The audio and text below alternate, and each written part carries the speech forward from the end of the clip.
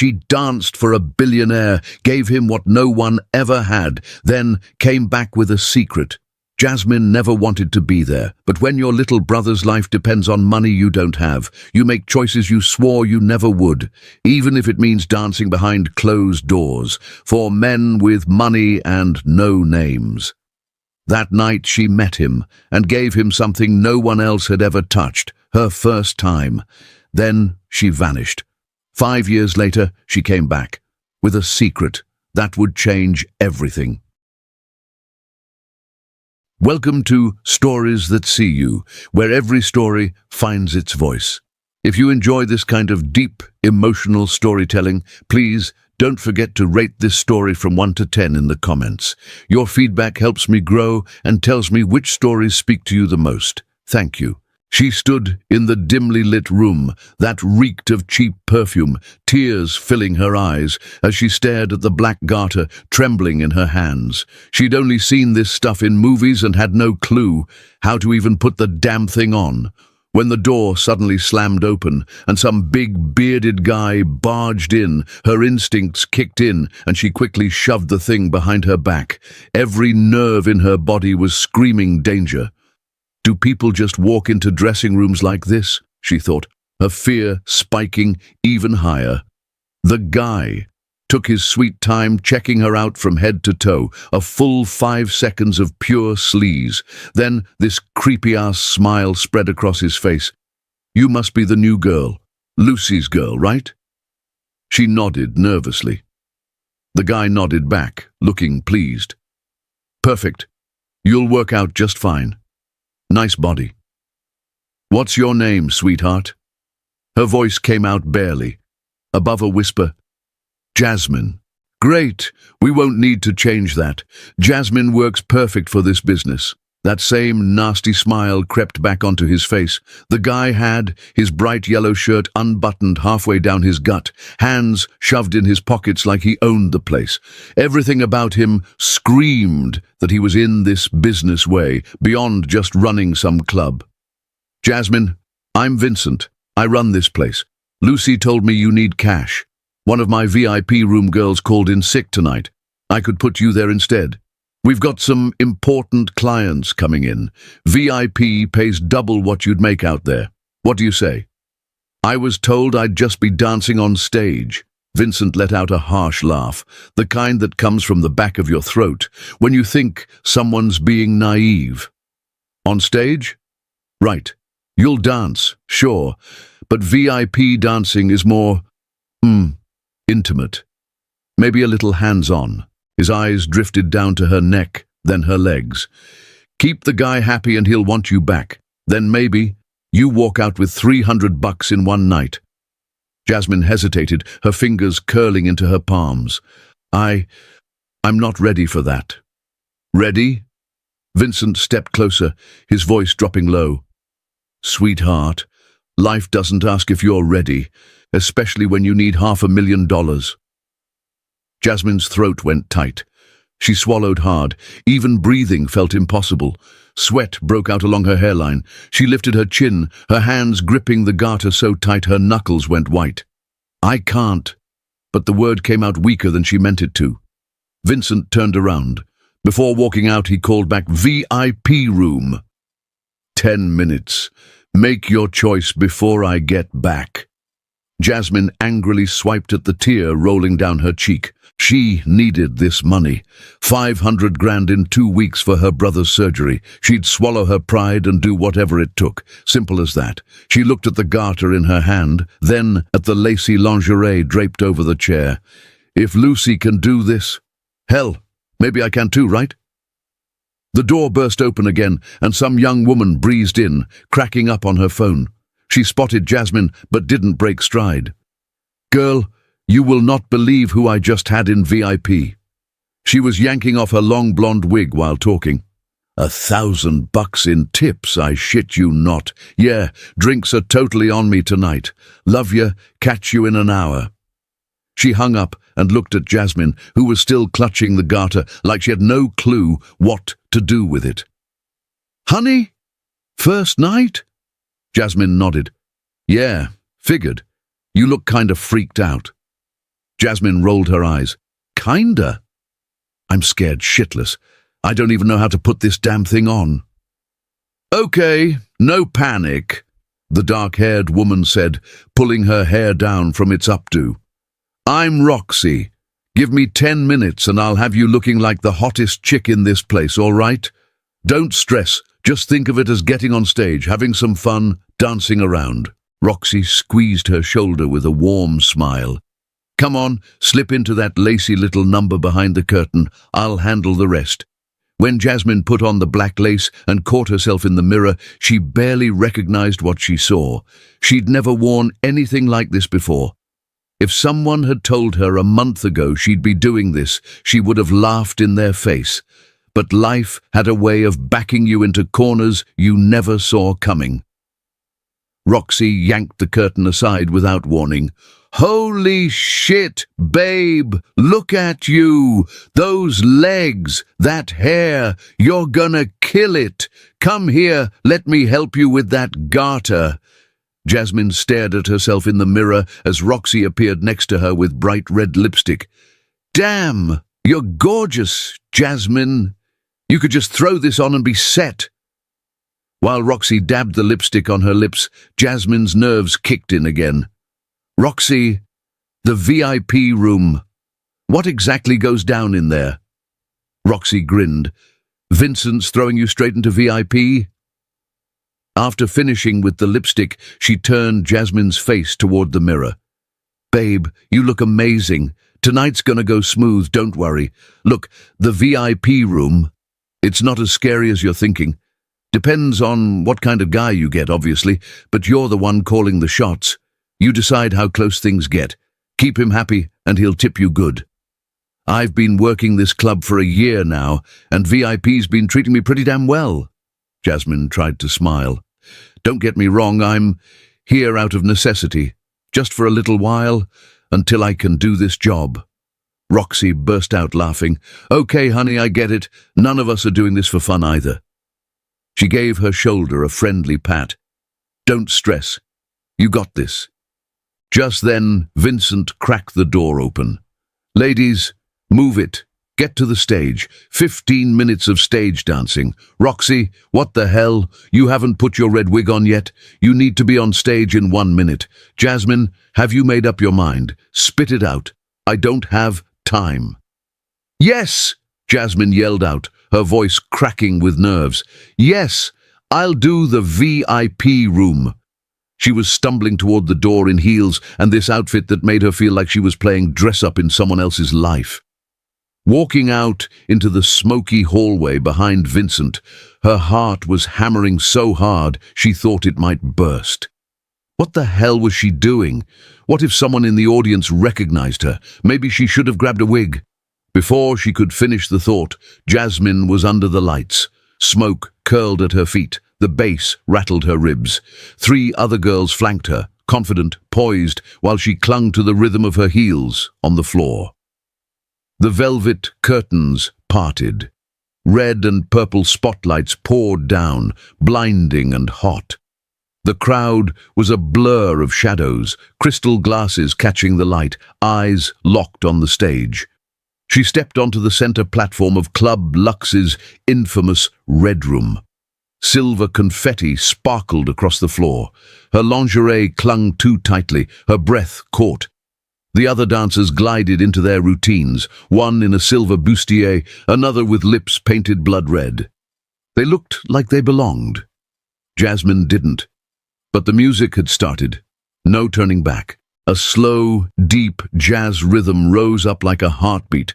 Jasmine's knees went weak. Roxy whispered behind her, "Now, just breathe. And remember, nobody's forcing you. But if you close your eyes and let the rhythm take over, you might surprise yourself." Jasmine took a step. The click of her heels on the floor sparked something inside her, syncing with the music. Her hair slipped off her shoulder as her breath caught in her chest. She closed her eyes. For just a second, she forgot everything. Her brother's illness, the debt, Vincent's words. She was just on stage. Her chest rising and falling slowly, she took another step, rolled her shoulder, let her hips find the beat. eyes in the audience locked onto her. By the time she reached the center of the platform, the shaking had mostly stopped. Paul Dempsey was trying to read work reports on his phone, but the noise inside the Mercedes SUV made it useless. The 5 groomsmen, plus 1 groom-to-be, were still in full party mode, taking their bachelor night to a nightclub. Andy was pouring whiskey into glasses. "Paul, man, put the phone down. Where's your glass? We're almost there. Tonight's gonna be wild." Paul sighed, pocketing his phone and removing his glasses. "Andy, you're getting married in 2 days. We all know, Pam, the red room's a bad idea." "Stop being a buzzkill," Andy grinned.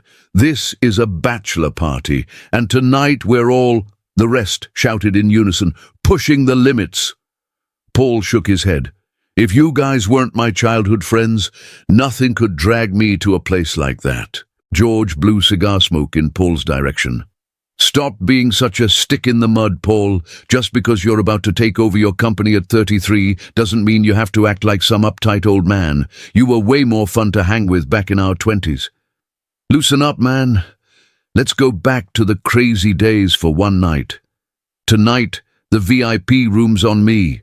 I'm hooking you up." Paul rolled his eyes. "No VIP room for me, George. You can use my share too." When the SUV pulled up in front of the Red Room nightclub, the security at the door greeted their guests with serious attention and care. Tonight, the Red Room had some heavy hitters, the city's most eligible and loaded bachelors.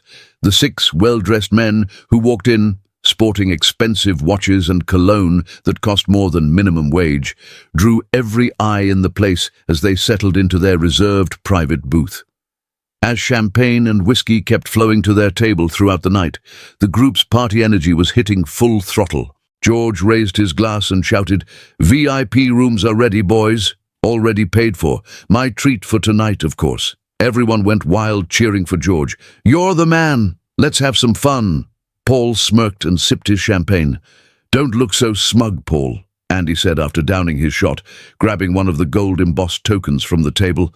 "You're going first." Everyone stood up, grabbing their own tokens. George checked the number on his. "I got number 7, my lucky number. All right, boys, we're in those rooms for half an hour. Make it count."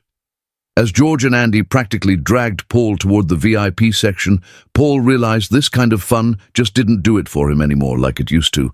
When he walked into room number 3, he had no clue what his night was about to become. When Jasmine finished her stage performance and caught her breath backstage, her heart was pounding out of her chest.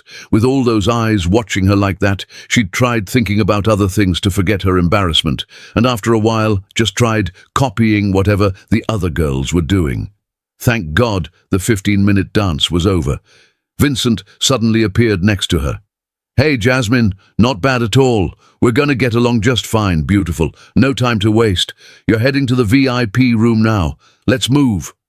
Jasmine hurried to keep up with Vincent's quick pace.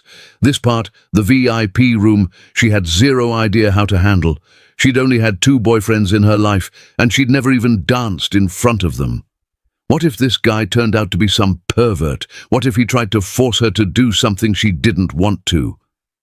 Jasmine's breath caught. When they got upstairs, Jasmine was shocked to find herself on a floor that was designed way beyond what she expected, almost futuristic, you could say. Vincent laughed. "Not what you were expecting, right? This is the premium section, baby. You need chip tokens to get in, payments all up front. And inside, you get cash tips." He stopped in front of door number 3. "You can't leave for 30 minutes. He pulled out his gold-embossed token. "Either I can open the door, or the person inside can." Jasmine swallowed hard, her eyes going wide. What if someone in there does something bad to me? Is this safe?" Vincent tilted his head and looked at Jasmine like, "Come on, seriously. Only known and special people get into these rooms, little lady. We don't let random creeps in here. This is the Red Room. You don't seem to get where you're working. Come on, make your 30 minutes count. Get that money." When he scanned the gold-embossed token on the panel by the door, it opened with a click. Vincent politely gestured toward the inside with his hand. A deep red glow spilled from the room, swallowing the hallway behind her. Jasmine stepped in. The air was thick humid, charged. Everything was crimson. Walls, ceiling, even the furniture bathed in sultry red tones. White fur rugs broke the monotony, soft beneath her heels. At the center stood a glossy black platform, and rising from it, a silver pole, lit like a spotlight's altar. Paul Dempsey was sprawled out on the red leather couch, champagne glass in one hand, phone in the other, focused on the screen. His dark navy tuxedo had sharp lines, cufflinks gleaming. His glasses sat on his face, hair swept back in perfectly casual dishevelment. He looked like nothing in the world mattered to him, until Jasmine walked in. When her shadow fell across the room, Paul looked up.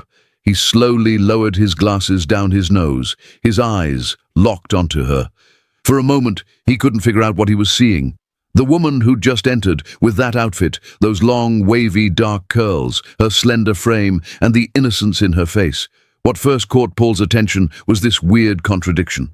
The music playing in the room was Earn It by The Weeknd. When it mixed with the room's colors and atmosphere, it gave the whole place an erotic vibe. Jasmine kept her posture steady and started walking toward Paul, moving to the rhythm of the music. As she confidently stepped one leg in front of the other, Paul slowly pulled his glasses off his face. He slipped his phone into his pocket. While Jasmine stepped up onto the platform in sync with the beat, Paul swallowed hard and quickly took a sip of his champagne. What he'd expected to see in this room was definitely not this girl. As Jasmine moved around the dance pole, she closed her eyes.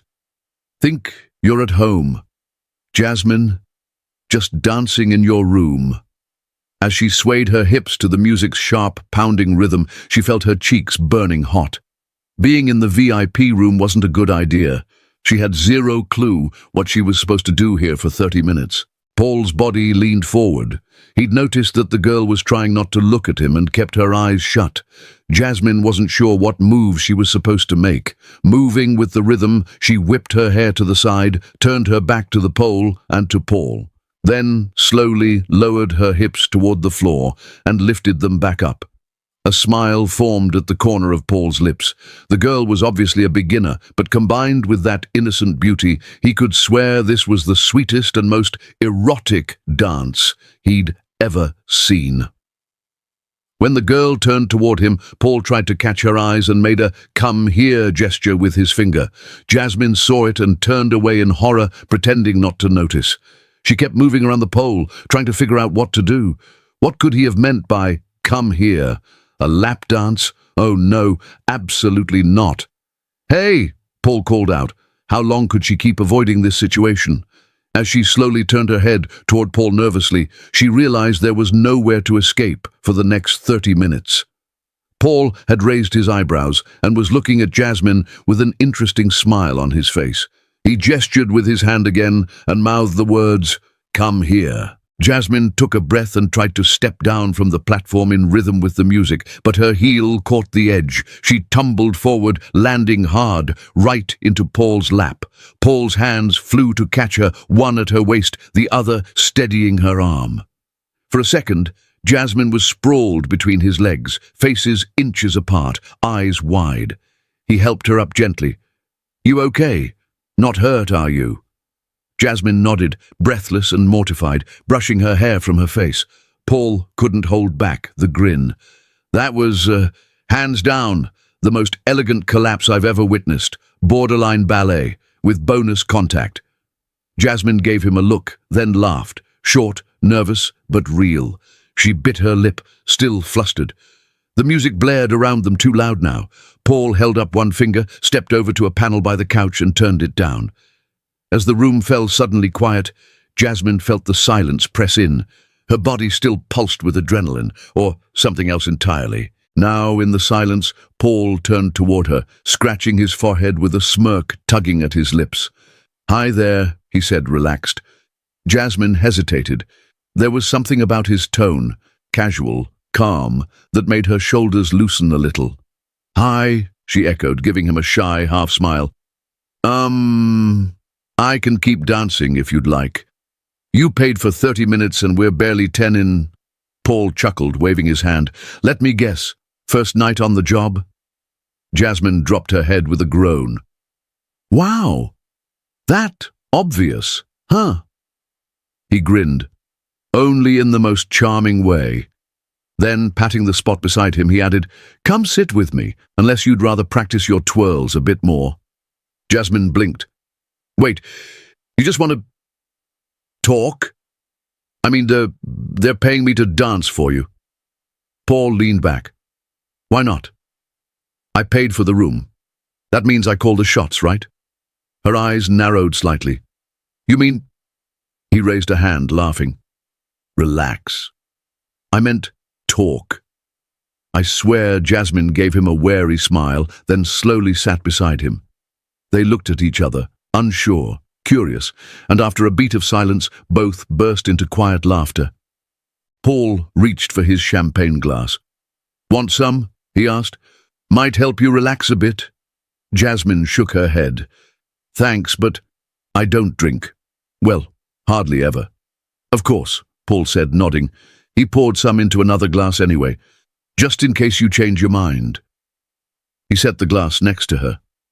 "I'm Paul, by the way." "Jasmine," she said, her voice still unsure. "That's actually my real name." Paul raised his eyebrows slightly. "Your real name? So there are girls here who use fake ones?" Jasmine gave a small, embarrassed shrug. "I think so," she said, then added with a slight grin, "Too late to be Roxy now, I guess, and you don't really seem like you belong here," Paul said with a slight smile. Those words landed harder than he'd intended. Jasmine's eyes lowered, glassy. Paul leaned forward a little, softer now. "I didn't mean that in a bad way. I just meant you're different. In a good way. I noticed how your hands were shaking while you were dancing, and your eyes, scared but determined at the same time. You don't want to do this job, but you feel like you have to." Jasmine stared at Paul in amazement. How could this guy read her so well? "You don't seem like you belong here either," she murmured. "I mean, you're not like the others." Paul laughed. "You're right. My friends actually dragged me here. Bachelor party." "Yours?" "No, Andy's. I don't really come to places like this." Paul looked around the room. "Usually, I'd be in online business meetings or at my computer at this hour." Jasmine felt relaxed for the first time. "What do you do for work?" "Logistics. How about you? Besides tonight, did you work anywhere else?" Jasmine hesitated. Should she tell the truth? "I'm a college student. Industrial engineering, senior year." Paul's eyes lit up. "Wow, industrial engineering, tough major. Are you on scholarship?" "Yes," Jasmine said proudly. "Full scholarship." "Then you're definitely smart." Paul looked at her, more serious now. "So what's a smart, talented girl like you doing here?" Jasmine's throat tightened. Her eyes filled again. "I didn't really have a choice," she said quietly. She knew she shouldn't be saying this, not here, not to a client. "Mind if I ask why?" Paul's voice was calm. "Just us here, and it stays between us." Jasmine took a breath. "I needed money." Paul frowned slightly. "You're a college student on a full scholarship. Couldn't you just pick up another job?" "I have one," she said. "I work at a cafe, but it's not enough." She hesitated, then added almost in a whisper, "My brother's sick. He needs surgery. Insurance won't cover it." She tried to smile, blinking fast. This just seemed like the fastest way to get the money. Paul's expression changed. He set his champagne glass on the table and leaned closer to Jasmine. "What's wrong with your brother?" "Cancer," Jasmine said. "Bone cancer. He needs surgery, and there are medications he has to take." "How much does it cost?" Paul asked. Jasmine hesitated. "I shouldn't be talking about this. You didn't come here to hear my problems. We can talk about something else. Or if you want me to dance. I might not be very good at it, but I'll do my best." "Stop, stop," Paul said. "I don't want you to dance, okay? Not because you're bad at it. Don't get me wrong." They both laughed. "I hope I don't look like the kind of guy who would make a girl dance for his entertainment when she's here with shaking hands, forced to do this, just trying to save her brother. How much do you need? Tell me." Jasmine hung her head. $500,000. $500,000. That's what they said? That's a huge amount. You can't make that kind of money dancing here, Jasmine. Jasmine couldn't hold back her tears. I know. It seems impossible. But he's all I've got. After our parents died, I raised him. He was 12. Now he's 17, and he's running out of time. Paul's heart clenched. What a heavy burden this girl was carrying on her shoulders. Didn't you have any other options? Loans? Banks? I tried everything, Jasmine said, tears pooling at the corners of her eyes. I'm just a student. No credit, no income, nothing they care about. We survive off my part-time job and whatever my aunt can send. Jasmine brushed a tear from her cheek, trying to steady her voice. Lucy, my friend works here. She told me this was the only place I could make real money. Paul stayed quiet for a long time. Then he slowly placed his hand on Jasmine's shoulder. Jasmine, look at me. The girl looked up through her tears. Paul stood up and extended his hand to her. What are you doing? Jasmine asked. I'm getting you out of here, Paul said with determination. This place isn't for you. Jasmine hesitated. But I need to work here. I don't have money. No other choice. Jasmine, Paul's voice was gentle but firm. Trust me. I need to get you out of here. You shouldn't be in a place like this. Where are you taking me? Somewhere comfortable where we can sit and talk. Maybe we can figure out a solution. Jasmine looked skeptical. You don't even know me. Why are you helping? Paul smiled. Sometimes you just have to do the right thing. And you're a good person. I can feel it. Paul took off his jacket and draped it over Jasmine's shoulders. Put this on. We're leaving. Paul quickly took Jasmine's hand. Trust me, Jasmine. Please. Jasmine looked into Paul's eyes, her heart racing. Something inside her told her this man could be trusted. Okay, she whispered with wide eyes. As they left the club, Paul held Jasmine's hand firmly and walked confidently past Vincent and the other security guards.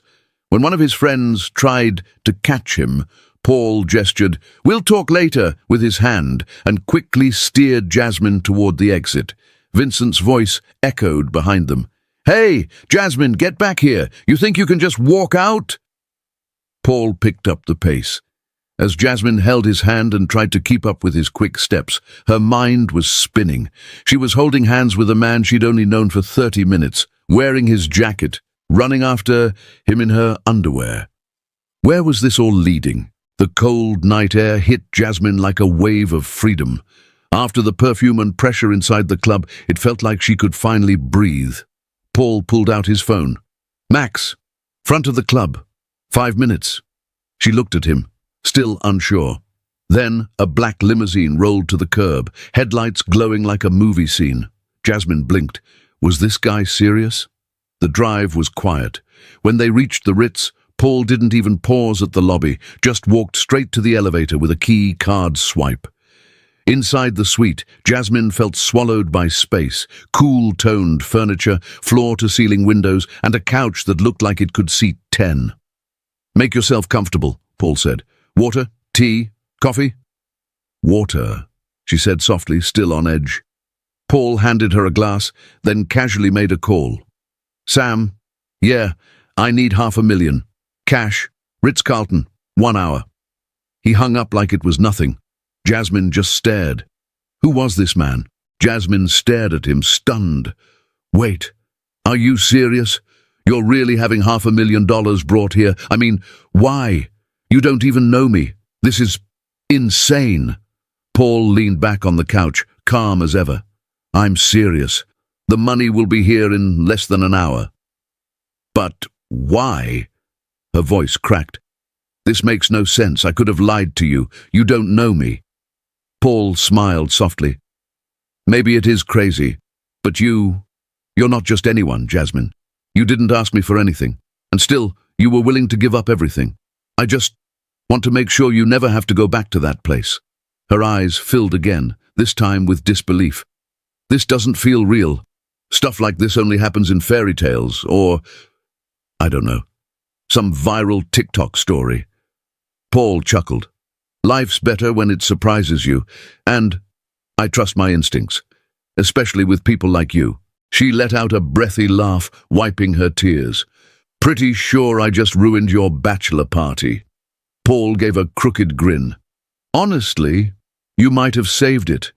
He looked at her a moment. You hungry? Jasmine blinked, caught off guard. Wait, what? Room service, Paul said, standing. I say burgers, fries, beer, and this skyline. What do you think? Room service rolled in 20 minutes later. Crispy fries, messy burgers, 2 cold bottles of beer. The city glittered behind the floor-to-ceiling windows like a postcard. Jasmine watched him open the bottle for her. This wasn't how rich men behaved, not in the stories she knew. And yet, here he was, barefoot, sleeves rolled up, handing her a burger like they were just 2 old friends having dinner. Paul pulled out a chair for her. Jasmine sat down, still wrapped in his jacket, her garters and stilettos peeking out underneath. She looked at the cart in front of them and let out a surprised laugh.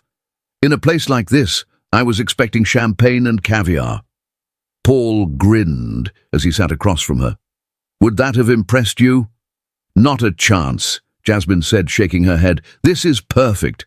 Fries and a burger? You're speaking my language?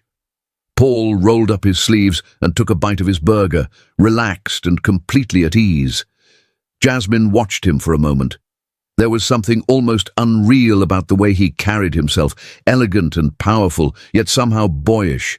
And now this, eating junk food barefoot in a penthouse. She couldn't help but smile. Over dinner, the conversation shifted naturally, from funny childhood memories to Jasmine's hopes for her future, to Paul's upcoming business deal in Singapore. I've never even left the country, Jasmine admitted. Traveling the world, starting over somewhere, that sounds like a dream. Paul chuckled.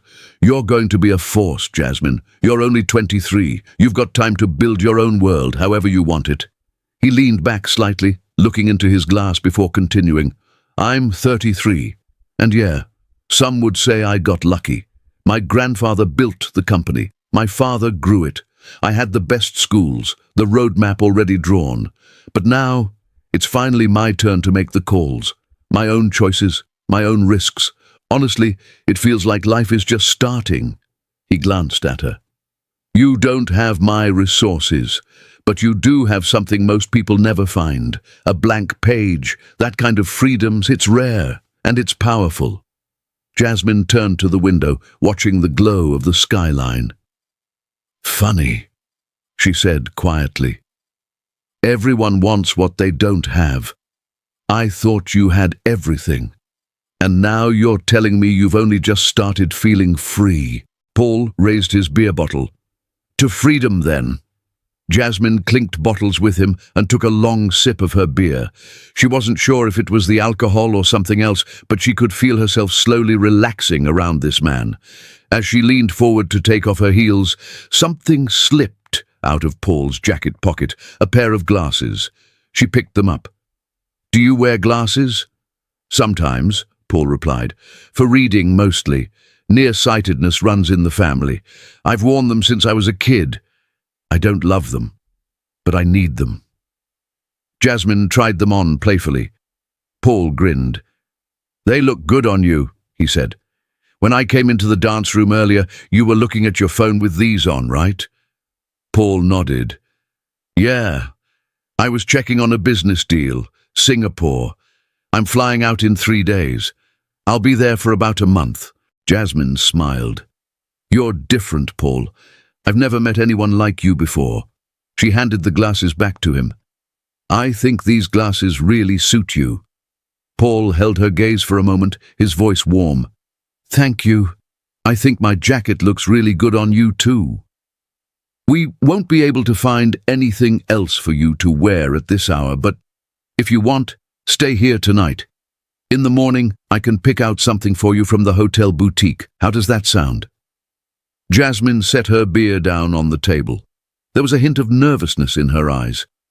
I don't think it's a good idea for you to leave dressed like that, especially at this hour, Paul said, raising his eyebrows. "And my driver, Max. He's out of town picking up my father. I can't send you with him either." He scratched his forehead, then glanced at her with a warm, slightly mischievous smile. "You do realize you look extremely provocative right now. I'm officially declaring you my guest tonight. Deal?" Jasmine's cheeks flushed a deep red.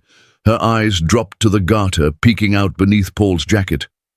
"Well, this is the first time I've ever worn something like this. You're right. Going out dressed like this would be a really bad idea." "Okay," she said softly, still nervous. "I'll sleep on the couch. I mean, it's huge anyway." Paul shook his head. "Let a beautiful, smart woman sleep on the couch? That doesn't sound very gentlemanly of me," he said with a teasing squint. "I'll take the couch." Half an hour later, a knock came at the door. Paul opened it to find a man standing there with a large black bag in hand. "Mr. Dempsey, your order?" Paul nodded his thanks, took the bag, and closed the door behind him. Then he turned to Jasmine. $500,000, he said calmly, setting the bag on the table. Jasmine jumped to her feet, staring at it in disbelief. Her hands were trembling. Is this real?" she whispered.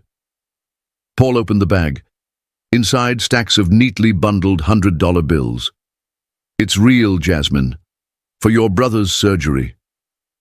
Jasmine collapsed to her knees beside the bag, her fingertips brushing the money with shaking hands. Silent tears streamed down her cheeks. I can't pay this back. This is too much money." Paul knelt down beside her. "You don't need to pay it back." Jasmine looked up, eyes full of tears. "No, this isn't right. Nothing is free. I need to give you something in return for this." Paul took her hands. "Jasmine, no," she said firmly. "You saved my life. You saved my brother's life. How can I ever repay you for this?" The distance between them had vanished. Paul's hands were still holding hers. Jasmine could barely breathe. A storm of gratitude, fear, and something deeper swirled in her chest. "Jasmine," Paul said gently, "you don't owe me anything." She whispered, "Thank you." Paul smiled warmly. "Save your brother, finish your degree, and come work for my company. Maybe after you graduate we can work together. What do you think?" "Just chill out now," Paul said. "I've got some emails to deal with, time zone chaos. Turn on the TV, throw on a movie, whatever makes you comfortable. Tomorrow morning we'll get you some real clothes. Then you go take care of your brother. Sound good?" Jasmine nodded, overwhelmed with gratitude. As Paul stepped into the next room, she couldn't help thinking, any woman would be lucky to have a guy like this. Thoughtful, kind, a total gentleman, and ridiculously hot. No one had ever done something this big for her. Ever. Aside from the occasional cash her aunt sent, she and Hayden had been grinding through life alone, juggling school, work, and barely scraping by. Since Hayden's diagnosis, Jasmine had been doing everything herself. All of it. She sat on the edge of the bed, feeling small in that massive room. $500,000, just like that. Who does that? Jasmine slipped off Paul's jacket and let her head fall into the pillow. The beer, the emotions, it was all catching up. She curled into herself, mind spinning. A man she'd met just hours ago had just saved her brother's life. She had to find a way to repay him.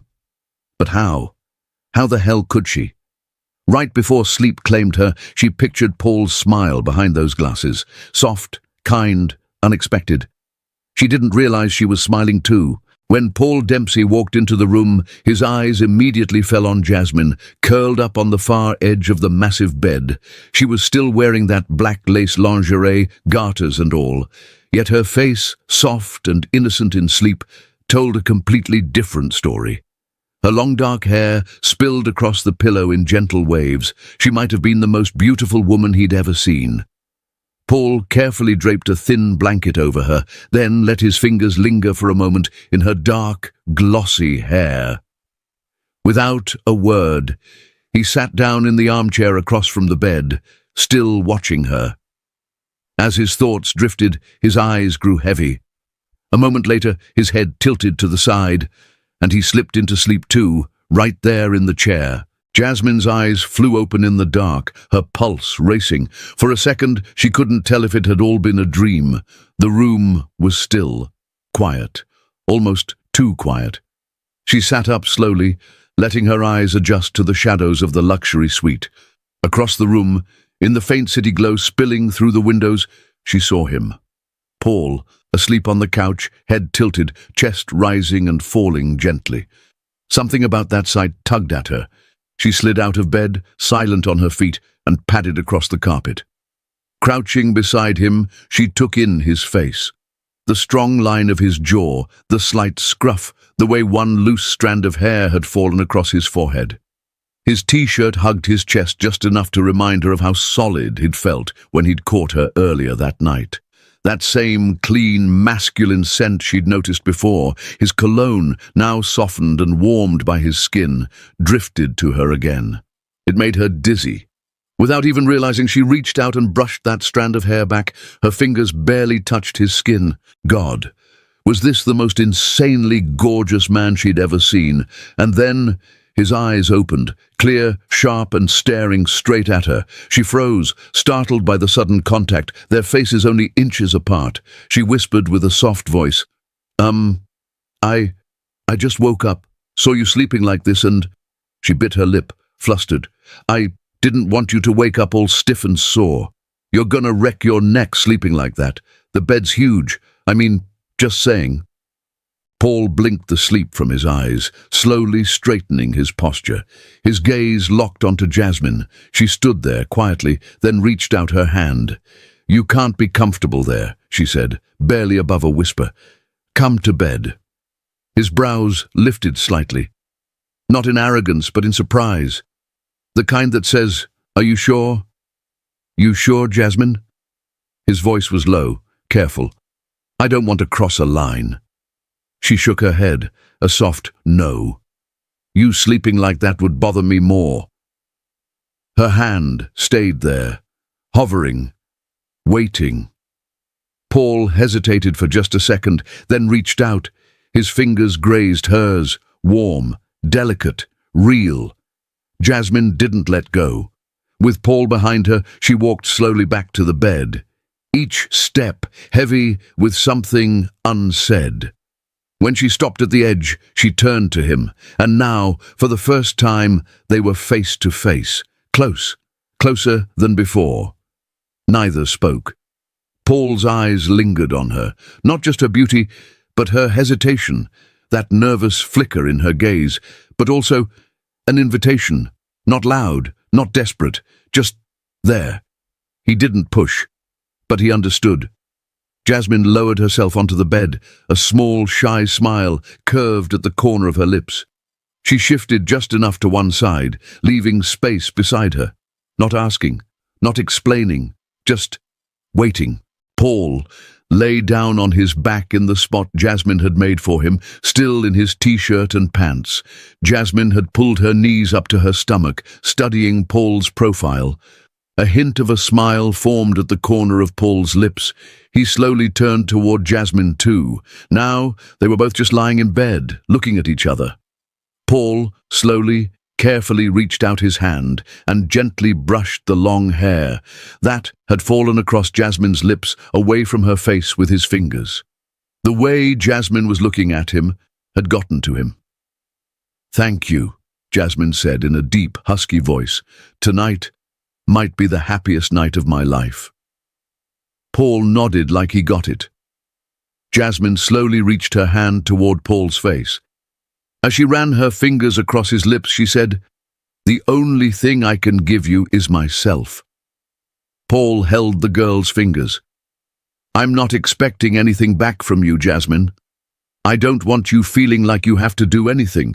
That's not why I asked you to stay." Jasmine looked into his eyes. Her voice was low and trembling with something raw.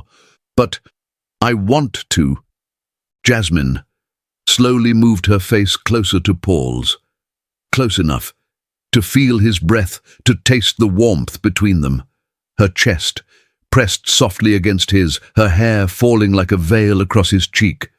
Paul inhaled, as if her scent had just short-circuited his thoughts. Then, gently, she kissed the base of his neck, right where skin meets pulse. His reaction was instant. A quiet breath, a hand tightening at her waist. His mouth found her jawline, then her lips, answering her touch with one of his own. Hungry, but careful.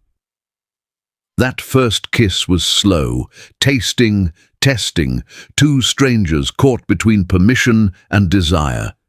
Then Paul's hand gripped her lower back, and in one fluid motion he rolled her beneath him. "You're the most beautiful woman I've ever seen," he whispered, voice low and rough. "I can't resist you. I don't know if I'll be able to stop myself. But do you really want this?" Jasmine, breathless, nodded. "I do." As Paul's hands slid over her waist and up her ribcage, their mouths met again, hotter, deeper. Jasmine trembled beneath his touch. The second kiss burned, hungry, fiery, desperate. She moaned softly when his fingers found the delicate line of her garter, tracing the silk strap slowly, like he was memorizing it. Her breath hitched. She arched toward him, needing more. As he unfastened the clips, Paul's eyes locked on hers, intense, focused, dark with heat. "Let's get you out of these," he murmured against her skin, voice thick with want. Once they were both free of their clothes, Paul began exploring every inch of Jasmine's body, not just with his hands, but with his eyes, his lips, his breath, the weight of his presence. Her heartbeat was pounding so fiercely it felt like it might burst straight out of her chest. She was about to give herself to someone for the first time, and the thrill of it made her whole body hum, like every nerve ending had come alive, just for him. Her hands moved along Paul's back, clutching him tighter, her nails grazing skin, urging him closer, deeper now. Paul looked down into her eyes, seeing the tremble in the young woman beneath him, the kind of trembling that wasn't fear. It was surrender. "Jasmine," he whispered like a prayer, "you're shaking like a leaf. Is this the first time someone's ever touched you like this?" Jasmine nodded, breathless. Her eyes glistened with nervous desire. Paul's chest rose sharply, like he was trying to control himself. He lowered his head, resting it against her chest, breathing her in. Her scent, her warmth, overwhelmed him. Into her skin, he whispered, How did you stay this untouched, this soft?" He kissed her again, slowly, reverently, then leaned close to her ear, his breath warm on her skin. "I don't want this to feel like something you owe. If there's even a part of you that's unsure, we can stop. Right now. Even if it kills me."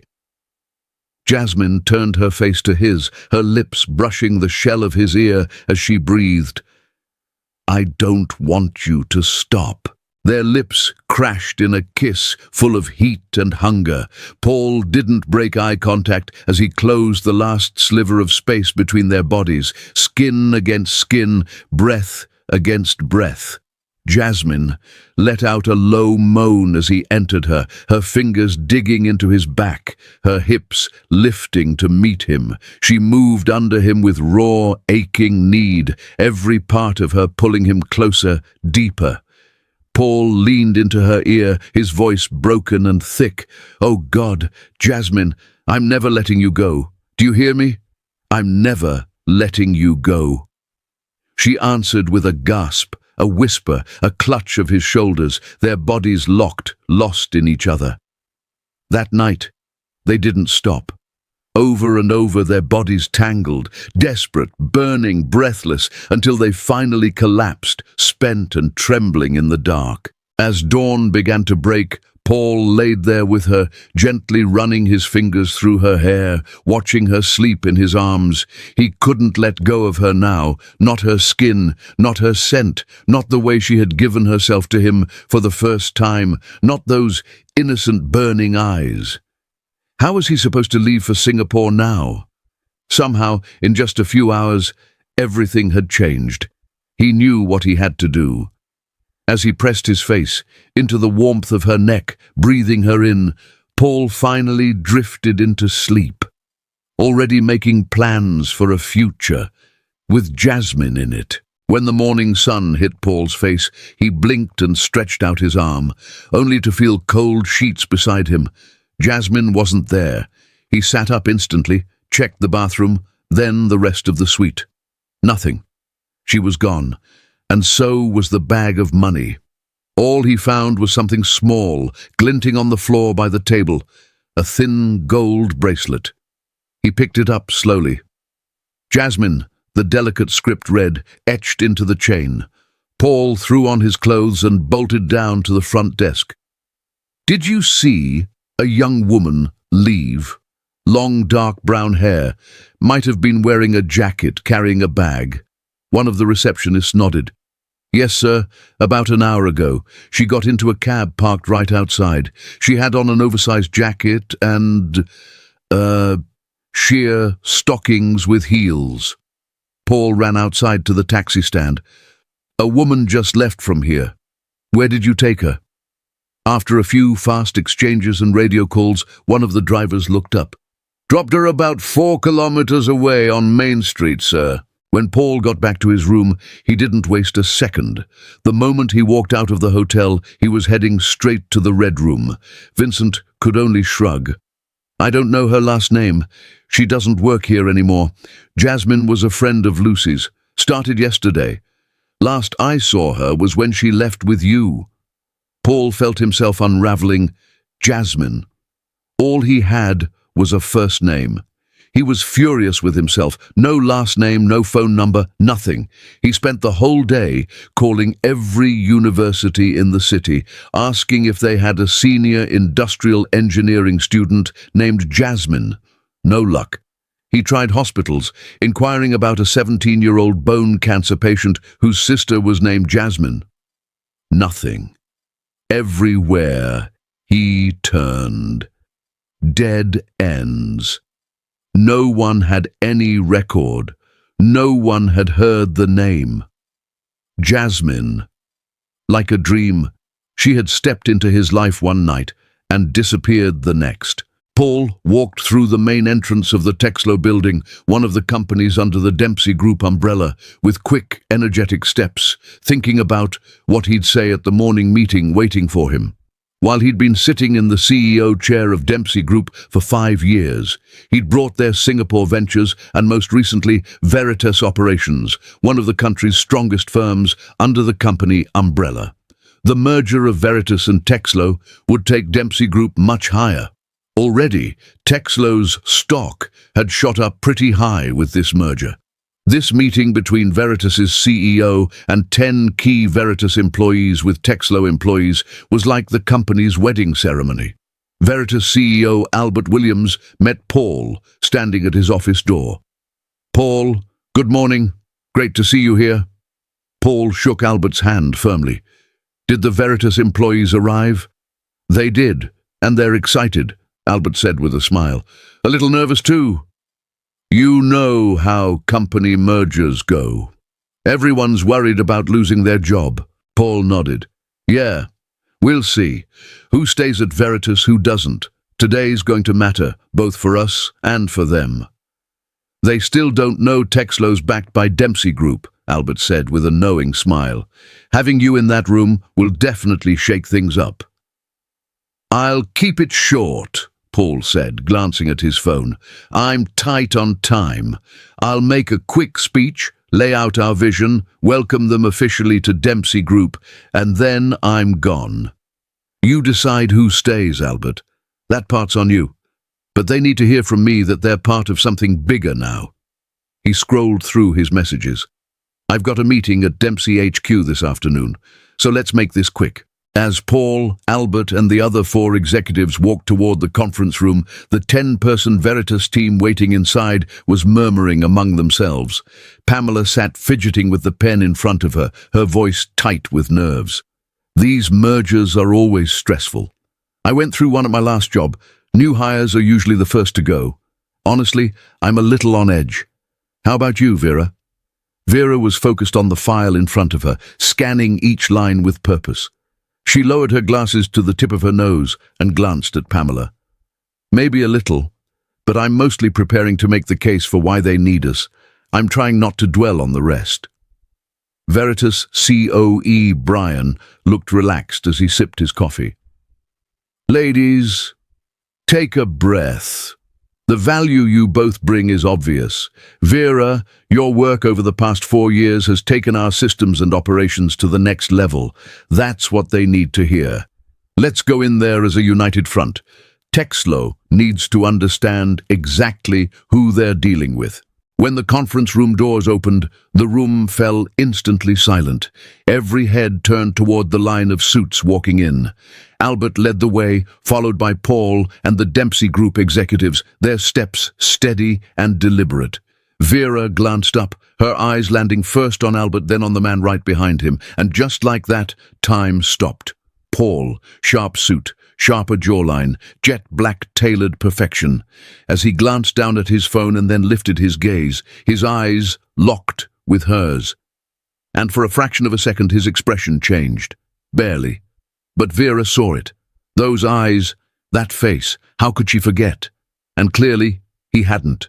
That night, the way he'd looked at her, touched her, her first time, and the man who ever gave her.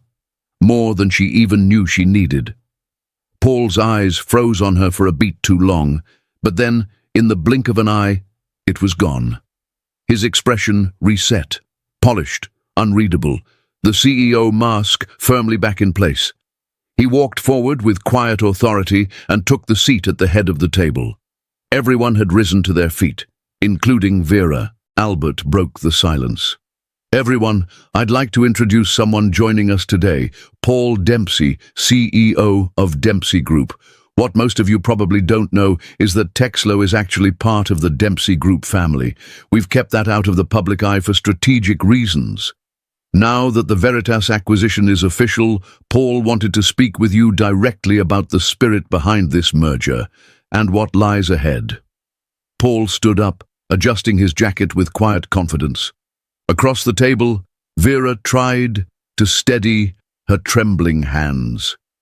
It felt like everyone in the room could hear her heartbeat.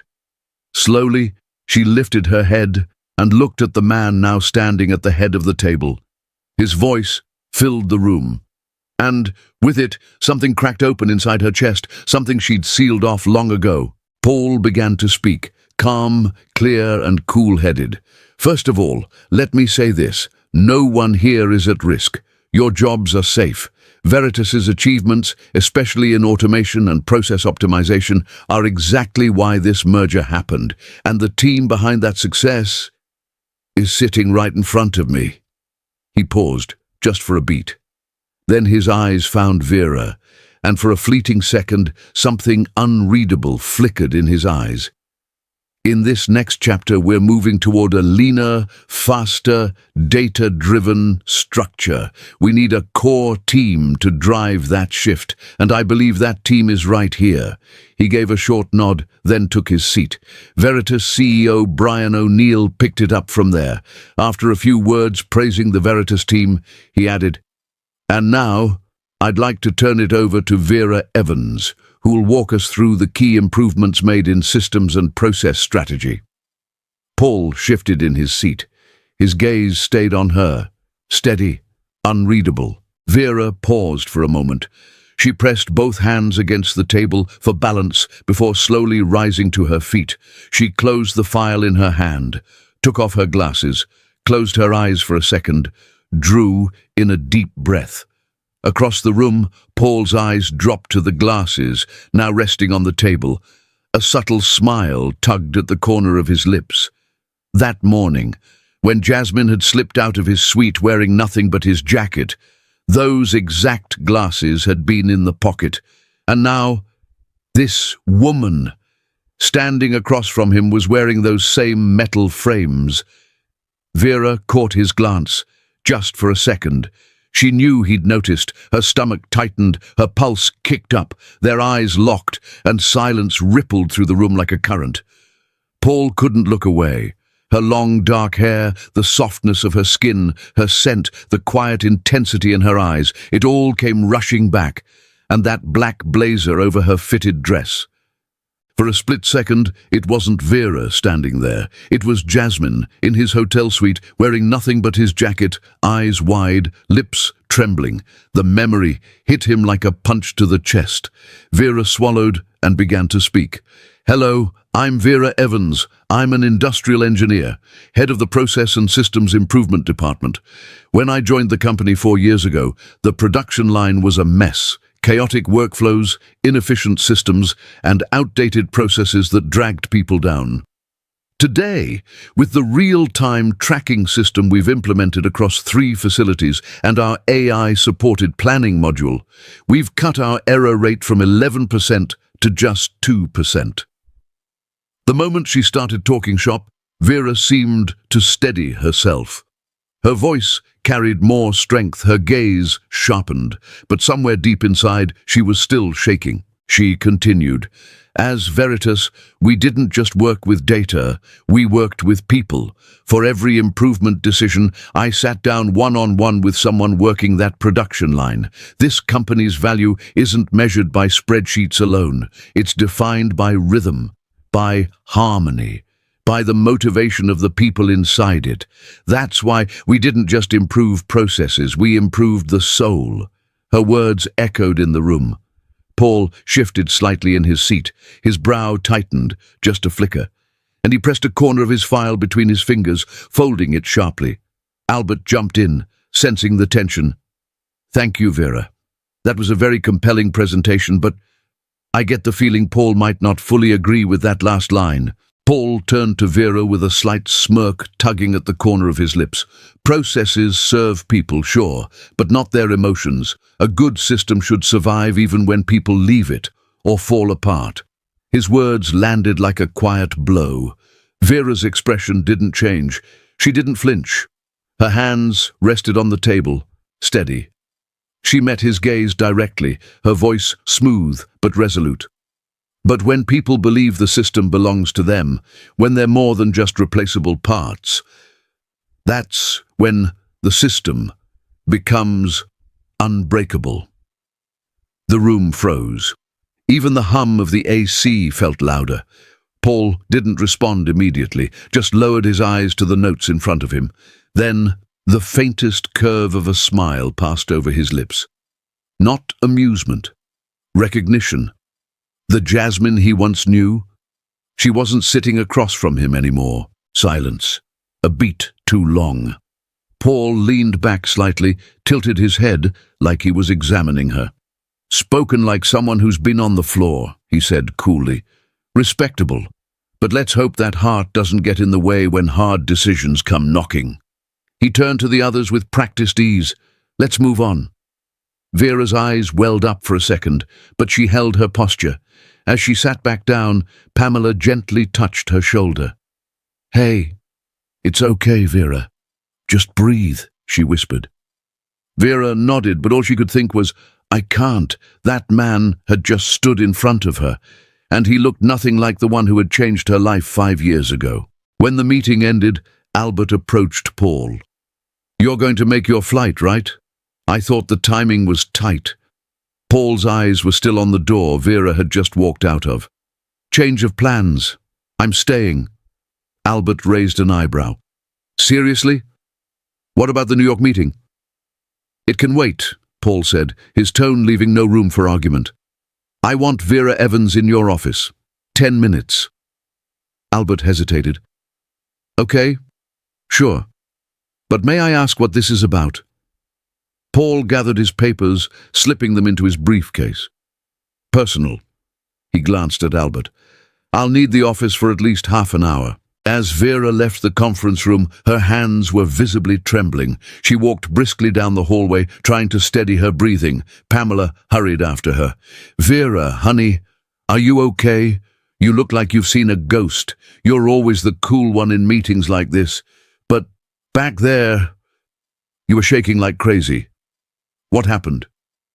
I just need to use the restroom. I'll meet you downstairs," Vera said quickly, barely meeting Pamela's eyes. Pamela frowned as she watched her walk away, clearly thrown off. Vera hit the elevator button, her heartbeat pounding in her ears. That's when she heard footsteps behind her. Vera, it was Albert's voice. She turned slowly. "Yes, sir. Paul Dempsey wants to see you. In my office. Right now." Vera's stomach twisted. "May I ask why?" Albert shrugged. He didn't say, "Just personal." He studied her for a second. "Do you two know each other?" "No," she answered too fast, too flatly. Albert gave her a curious look but let it go. "Don't worry, he probably just wants to talk about your systems work. Come on, better not keep the big boss waiting." Paul was seated in the chair by the window, framed by heavy wooden furniture, staring out with a clenched jaw and distant eyes. The room was too quiet, almost staged. A knock broke the stillness. He didn't turn. "Come in." The door clicked shut behind her. Vera stepped in and paused, frozen, just inside the room. She said nothing. Paul slowly turned his head, and when their eyes met, he stood. For a second, neither of them breathed. "Please, sit down." "I'd rather stand." His voice sharpened. "Sit!" The command made her flinch slightly. She obeyed, perching at the edge of the chair across from Albert's desk, trying to look composed, but her spine was rigid. Paul walked toward her, each step deliberate. He stopped just at the corner of the desk, his hands resting on the edge, knuckles white. 5 years. Vera blinked. "What?" His voice dropped, low and loaded. "I've been looking for you for 5 damn years." Vera's breath hitched. "I think you've mistaken me for someone else." Paul stepped closer. His stare burned through her. "Don't insult my intelligence." His voice wasn't raised, but it was dangerously calm. His eyes were narrowed, his eyebrows furrowed. Vera had never seen him like this. She nervously rubbed her hands together. "Are we really going to play this game?" "I'm not someone who plays games like this," Paul said. He sat in the chair directly across from her. "Look me in the eyes, Jasmine," Paul said, his voice low, tight, and burning with restrained anger. Vera swallowed hard and met Paul's gaze. Her lips trembled.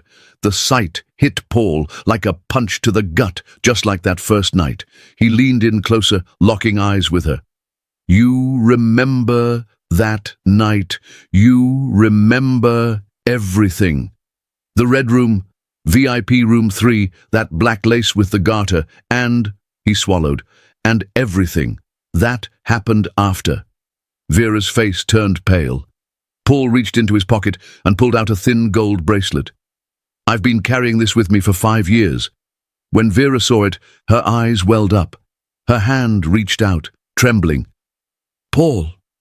"Why, Jasmine?" He paused. "Or is it Vera now? What's your real name, huh?" Paul's voice cracked, the pain surfacing. "Why? Did you disappear without leaving a single trace?" Jasmine stood up, stepping back. "Paul, please, this is a mistake. It's been 5 years. We both what, Jasmine?" Paul took a step closer, his tone sharper now, controlled but brimming. "We both moved on? Changed? Because I haven't. I'm still that man from that night." Jasmine's eyes glistened. Her hands were trembling. "You don't understand. That night, it changed everything for me." Paul's expression darkened, his jaw clenched. "Did I hurt you?"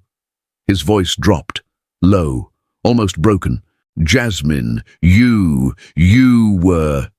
Paul lowered his head, pressing a fist to his mouth like he was trying to stop the words from coming out.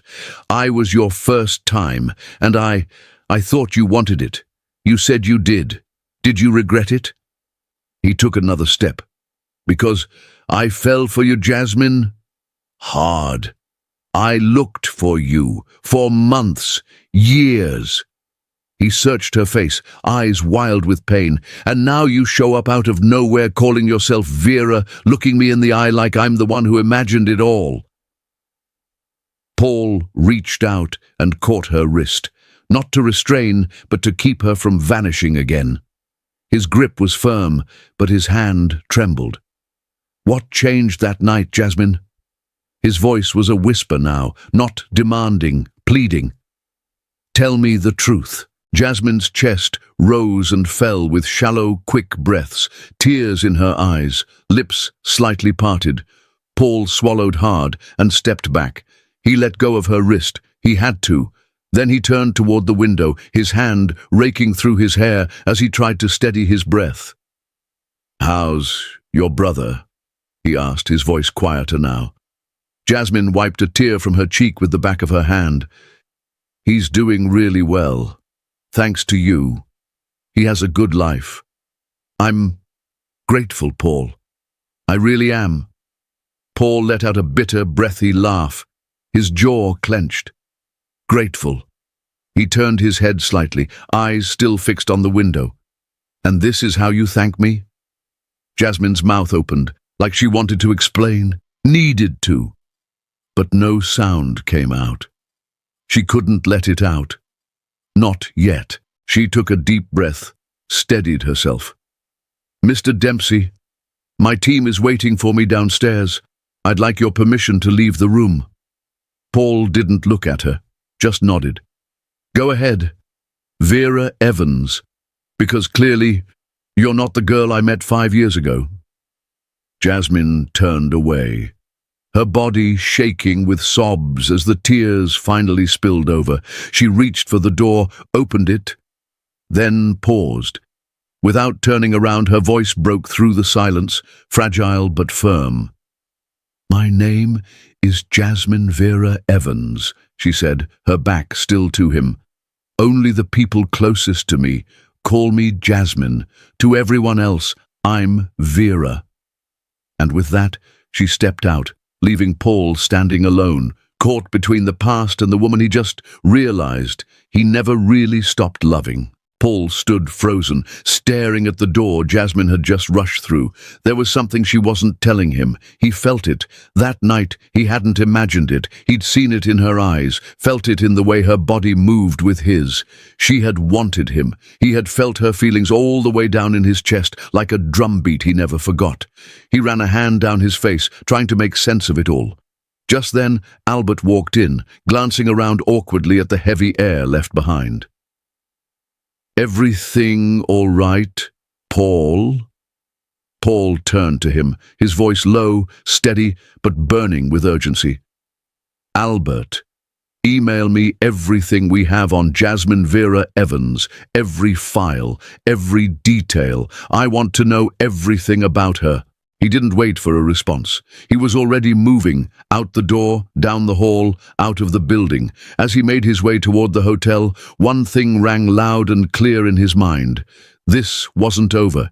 He had found her again, after all these years, and there was no way in hell he was letting her disappear this time. Later, in his hotel room, Paul stood by the window, a glass of whiskey in hand. The city lights flickered below, casting reflections across the glass. Then, the soft blue glow of his phone lit up the room. An email. Jasmine Vera Evans' HR file had just arrived. He scrolled through it slowly. Phone number, home address, marital status, single. Paul let out a breath he didn't realize he'd been holding, but that didn't mean there wasn't someone in her life. His thoughts were spinning. He had a flight to New York in the morning. But how could he possibly focus on anything else when his mind was still stuck here, with her? He didn't think twice. He grabbed his coat, rushed downstairs, and got into the first cab he could find. "This address," he told the driver, reading it off his screen. Meanwhile, across town, Jasmine sat in her small but cozy apartment not far from the city center. A mug of tea warmed her hands as she stared out the window, watching the city lights flicker across the skyline. She was still trying to process the emotional storm that had hit her today. Paul Dempsey. After all these years, after that night, she had spent years clutching his jacket like a lifeline, breathing in the last traces of his scent. His old glasses had become hers, a quiet, constant reminder she never let go of. Rehearsing, over and over, how she'd tell him the truth. But the courage never came. Sometimes she'd stumble across his interviews online. She'd even saved a few short clips to her desktop. tiny pieces of him she couldn't bring herself to delete. For 5 years, remembering him had been a quiet ache in her chest every night. And now, suddenly, he was real again, standing right in front of her. She had let no one else in, not even close. Her life was her job, and her little girl. That was it. That was everything. Jasmine was lost in thought, her eyes still wet with tears, when a sudden knock at the door made her flinch. She opened it, and there he was, Paul. One hand braced against the doorframe, staring at her with an intensity that made her heart skip. His eyes were colder now, sharp, unreadable. She had never seen him look at her like that before. For a long moment, he didn't speak. Then, his voice, low and steady, cut through the silence. "Aren't you going to let me in, Jasmine? Or are you not alone? Are you living with someone?" There was tension in every word, barely hidden but impossible to miss. He was bracing himself for an answer he didn't want to hear. Her gaze dropped for a second. She stepped aside, not in welcome, but out of quiet hesitation. Her lips parted as if to speak, but nothing came at first. Then, barely a whisper, "Come in." Paul didn't move. He watched her closely, the stiffness in her shoulders, the way her fingers gripped the doorknob a moment too long, how she wasn't meeting his eyes. His jaw tightened. Then, flatly, he asked, "Is there someone in your life?" Jasmine blinked. A beat passed. Then she gave a small shake of her head. Once, then again. "No. There's no one in my life." Her voice was quiet, but sure. And then her eyes met his, wide, vulnerable, still holding something back, but open in a way that pulled him in. For a moment, Paul just looked at her. Something in his gaze softened, like he was seeing the girl he once knew, if only for a second. He just stepped inside, slowly, eyes still on her. "It smells amazing in here." Jasmine, still glassy-eyed, gave a small nod. "I just baked a carrot walnut cake." Paul let out a soft breath, almost a laugh. "That's such a you thing to do." He smiled, and something in his expression shifted, gentler, quieter, familiar. He tilted his head slightly, then stepped closer. His eyes drifted over her, white t-shirt, soft sweatpants, hair loosely tied up, like a version of her he hadn't let himself imagine in years.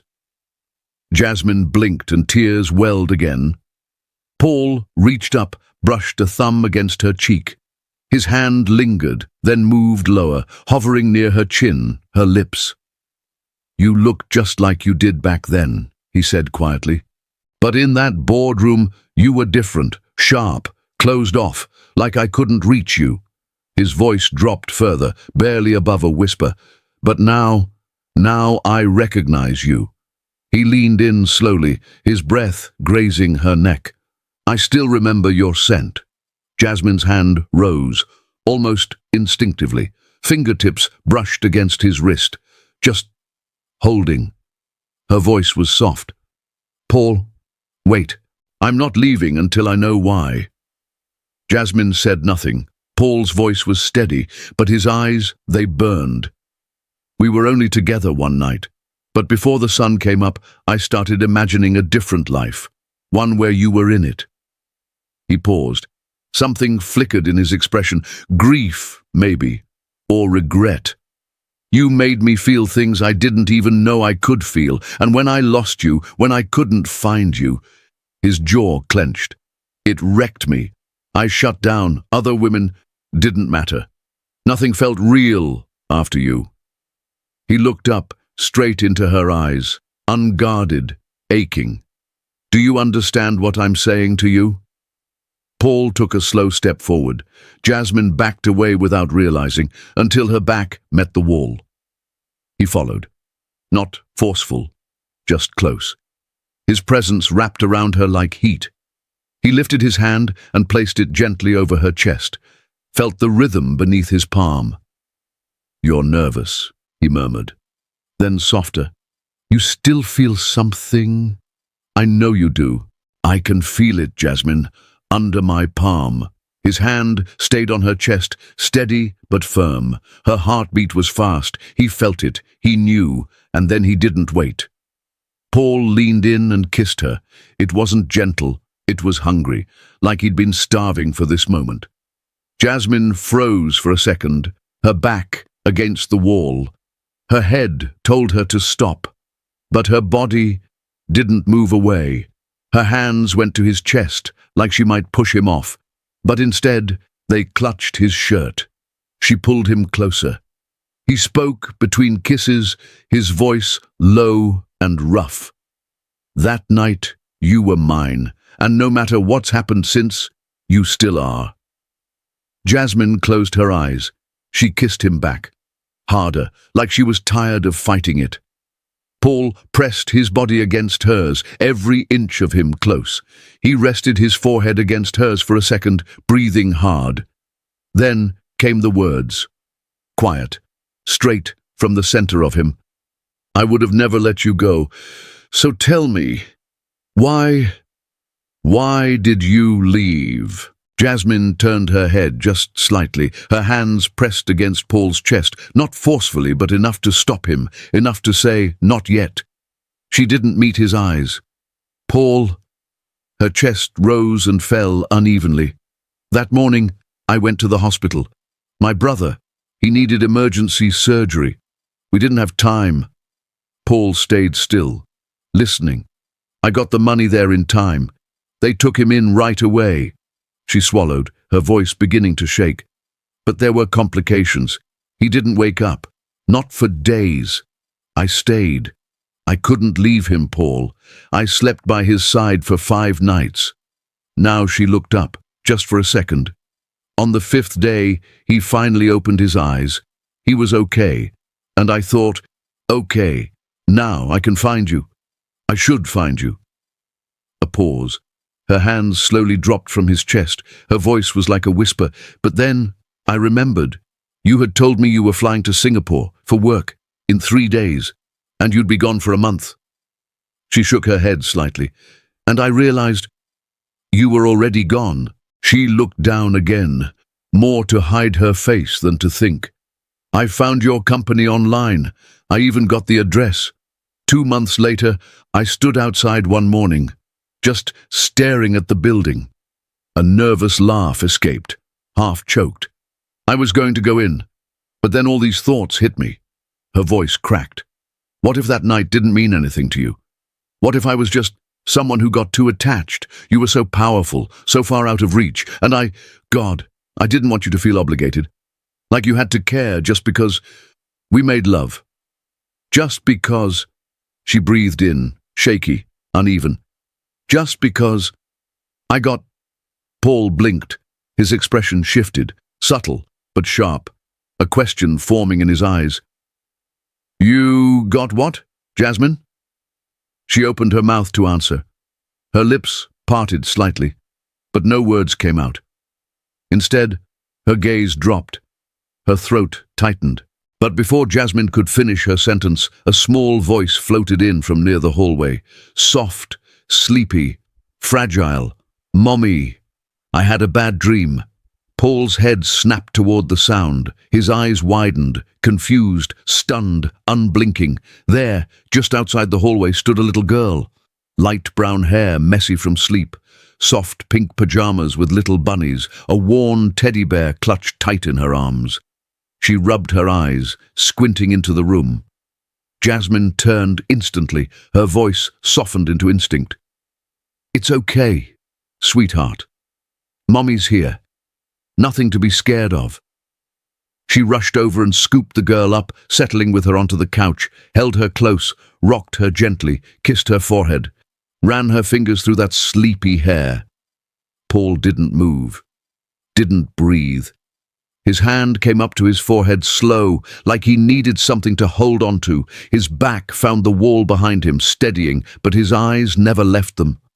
He stared and stared. He watched Jasmine comfort the child, and the child leaning into her, safe, loved. And then the girl looked up at him. Her eyes weren't like Jasmine's, they weren't dark. They were green, his green, and her hair, that soft, sunlit chestnut, his color. Paul's gaze shifted to the far corner of the room, a toy box, a half-finished puzzle on a little table, a storybook left open on the coffee table, and beside it, resting neatly on top, a tiny pair of glasses, pink-framed, just the right size for a child. Paul walked over slowly and sat beside Jasmine, careful, as if the moment might shatter if he moved too fast. He looked at the little girl curled against her mother and smiled softly. "Hi there." "Hi," she replied, her voice still thick with sleep. Paul nodded toward the pink glasses. "Are those yours?" She nodded. "Yeah. I can't see the pictures in my books without them." Jasmine turned her head to him, her eyes glistened, silent tears. She gave him a slow, barely there nod. "Yes." Paul inhaled sharply, his whole body tensed, goosebumps rippling across his skin. His voice was shaky now, thick with something deeper. "I have glasses too," he said. He reached into his pocket, pulled them out, and slipped them on. "I can't read anything without mine either." The little girl smiled, and it was the kind of smile that could undo a man. The kind that came from somewhere pure, honest, unfiltered. Paul reached out and gently brushed her hair, his fingers trembling as they passed over her curls. Then he noticed it, a slim, delicate bracelet on her wrist, a name engraved on the tiny silver plate. "Daisy," he whispered, touching the charm lightly. "That's a beautiful name." He looked at her, his voice soft. "You're such a sweet girl, Daisy." He glanced over at Jasmine, then back to the child. "What if your mum and I took you to the park tomorrow? Would you like that?" Daisy's eyes lit up. She nodded excitedly. "Okay," Paul smiled. "And maybe, after that, we get some ice cream. Deal?" Daisy giggled. "Mommy, I'm hungry," she said, turning to Jasmine. "I knew you would be, sweetheart," Jasmine replied with a soft smile.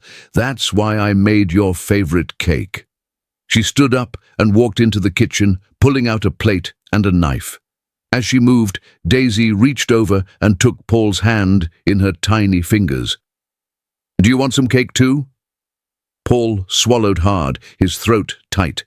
There was no hiding the glassiness in his eyes now. This little girl, this sweet, bright, bunny-pajamaed little soul, was him.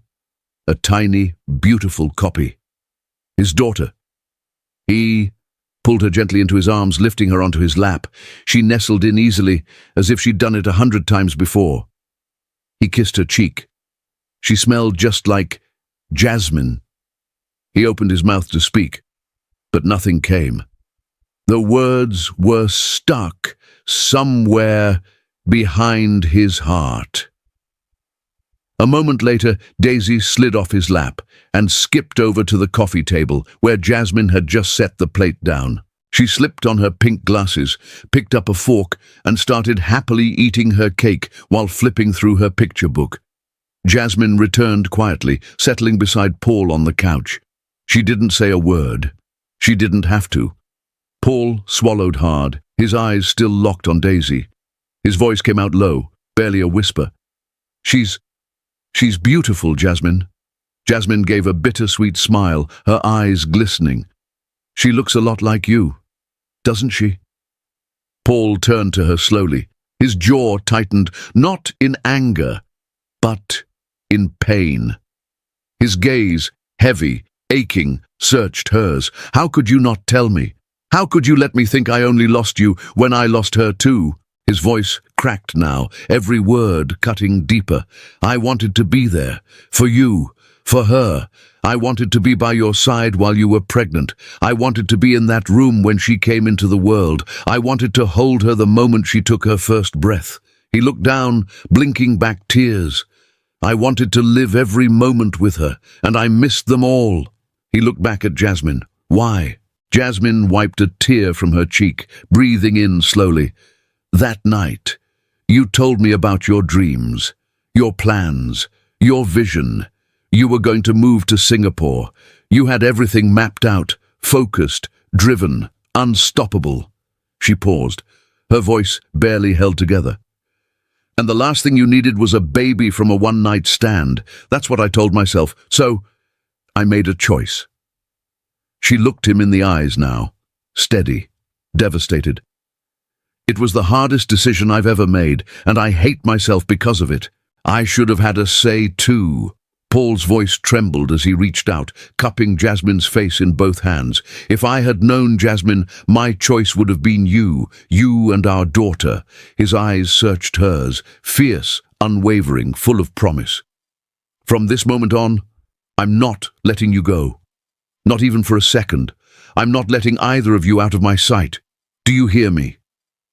He paused, breath catching. We're going to make up for lost time. He leaned in, his lips meeting hers. Soft, aching, real.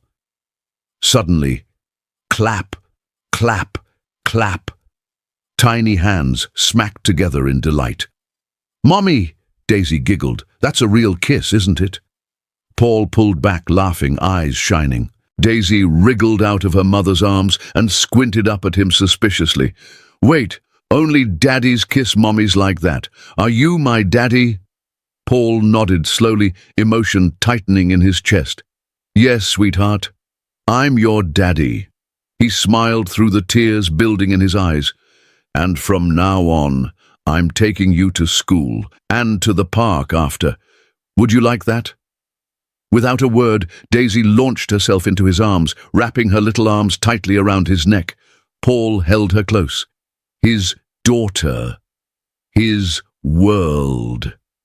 Over her shoulder, his eyes met Jasmine's. And in that quiet, breathless moment, he understood something he'd never quite known before. He hadn't just found his love, his daughter. He'd found home. 1 year later, in their spacious Manhattan apartment, Daisy was on the floor, building a castle out of Legos. Jasmine had just come home from work and collapsed onto the couch beside Paul. "How was your day?" Paul asked, gently massaging her shoulder. "Fantastic," Jasmine said, placing a kiss on his lips. "The new project got approved. What about you?" "Daisy tried to teach me math," Paul replied with a mock sigh. "She's 5 and already better at addition than I am." Daisy looked up, eyes wide. "Daddy, remember you said you're coming to school tomorrow." "I won't forget, princess." Just then, Jasmine returned from the bedroom holding a small ribbon-wrapped box. She sat next to Paul and placed it in his lap. Paul squinted, tilting his head with a smirk.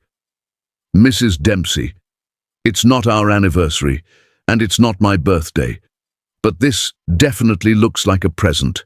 Jasmine smiled slyly. "It is, sweetheart."